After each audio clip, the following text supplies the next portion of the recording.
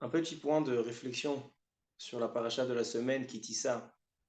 La paracha nous parle de la faute du veau d'or. Et donc, ce qui va suivre, la teshuva, faire teshuva. C'est intéressant que cette paracha de Kitissa, elle est placée exactement au milieu des parachiotes qui nous parlent de la construction du Mishkan. Les deux parachiotes qui précèdent la paracha de Kitissa, c'est Teruma Tetzavé, et les deux parachiotes qui suivent, c'est Vayakhel Pekudé. Toutes ces quatre nous parlent de la construction du Mishkan, donc la construction du temple, et la parashat Kitissa se trouve exactement au milieu. Le Imre Emet de Gour, un des Admorim de la Chassidut Gour, pose la question suivante. Dans Teruma Tetzavé, donc les deux premières parachiotes de la construction du temple, il est intéressant de remarquer que Akadosh Baruch Hu donc ordonne la construction, comment on doit construire, etc., avec tous les détails, toutes les mesures. Et à la fin de l'ordre de la construction, Akadosh Baruch Hu il nous dit, mais faites attention. Sheshet yamim ta'avod uvayom hashevei tishbot. C'est-à-dire que 6 jours, nous avons pour construire et réaliser la construction du Mishkan. Par contre, il faut savoir que le Shabbat, il faut le respecter, et le Shabbat, on ne travaille pas. Ça, c'est les deux parachiotes qui précèdent. Mais si on observe les deux parachiotes qui suivent Kitissa, qui nous parlent aussi de la construction, là-bas, l'ordre est à l'envers. D'abord, Hachem commence en nous disant, faites attention au Shabbat. Le Shabbat, on n'a pas le droit de travailler.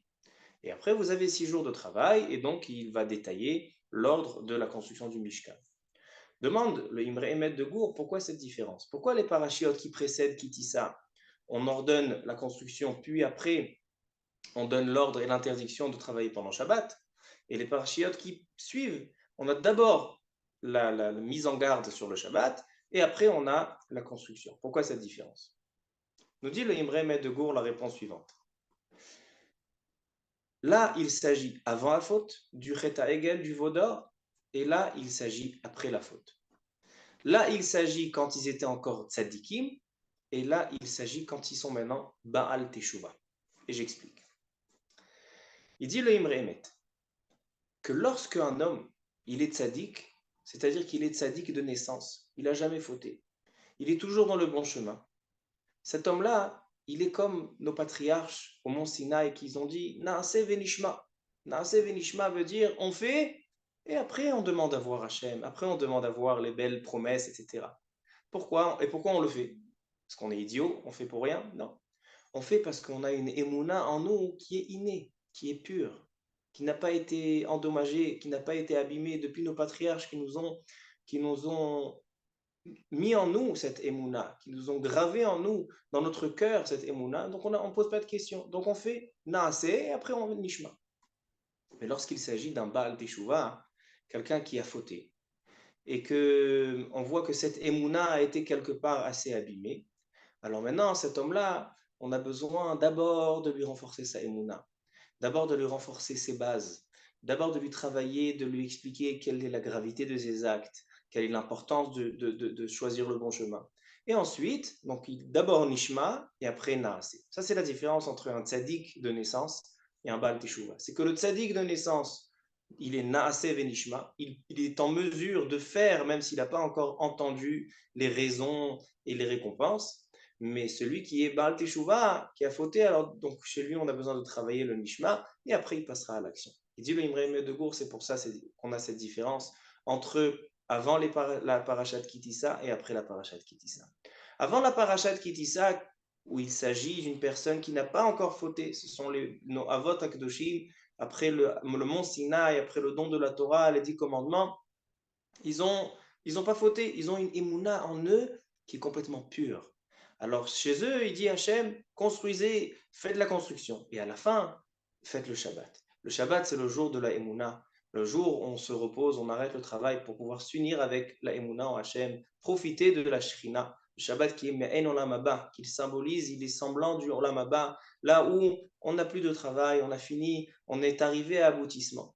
Alors donc là-bas, on a le Naase avant le Nishma. D'abord, on a l'action, les 6 jours de travail, et après, on a le Nishma. C'est pour ça que le Shabbat est à la fin.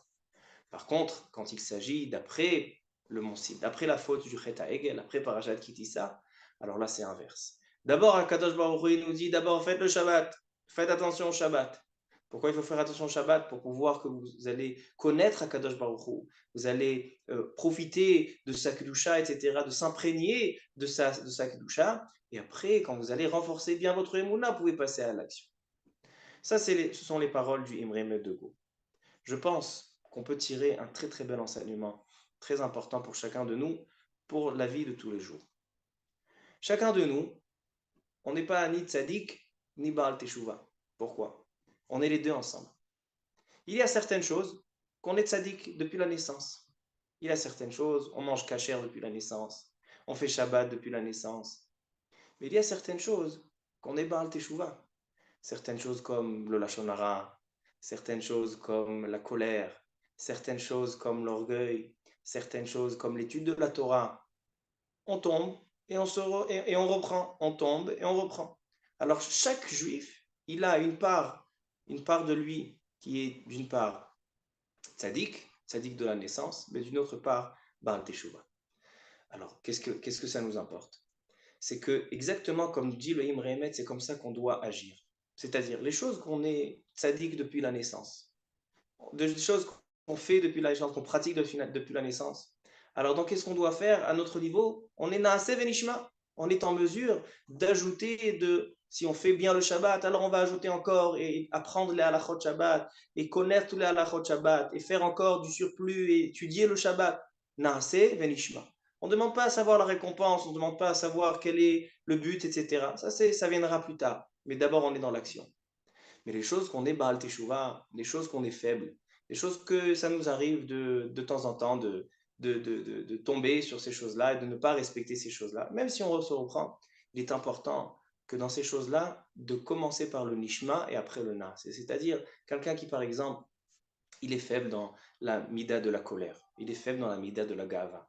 Alors, avant de passer à l'action, de se faire des barrières, etc., qu'il apprenne un livre de Moussard sur la colère, un livre de Moussard sur l'orgueil, un livre de Moussard sur l'importance de l'étude de la Torah, s'il n'étudie pas assez, de renforcer les bases de la Emouna, ça c'est le Nishma d'abord et après le Naaseh.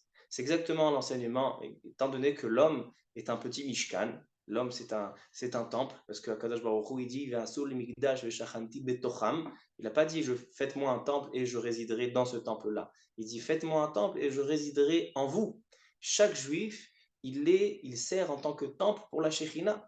Alors donc exactement de la même manière qu'on a construit le Mishkan, c'est comme ça qu'on doit se construire. Alors donc dans les choses qu'on est tzaddik, les choses qu'on n'a pas de doute sur ces choses-là, alors augmenter l'action, augmenter le naaseh. Et les choses qu'on est faible, augmenter le nishma. C'est quelque chose que tu sais que tu n'arrives pas à tenir bien le lashon hara, alors étudie les paroles du Chafetz Chaim, étudie l'importance et l'impact du lashon hara, et afin, comme ça, lorsqu'on fera dans cette harmonie, et dans les choses qu'on est tzaddik, et dans les choses qu'on est Baal Teshuvah, on arrivera à être complet dans la Vodat Hashem, et à servir de temple de la Shekhinah, que chaque juif puisse faire résider la Shekhinah en lui-même, et ça, ce qui nous a emmené à accepter et à accueillir le Mashiach très prochainement. Bezrat Hashem, Bimera Beyamenu, Amen.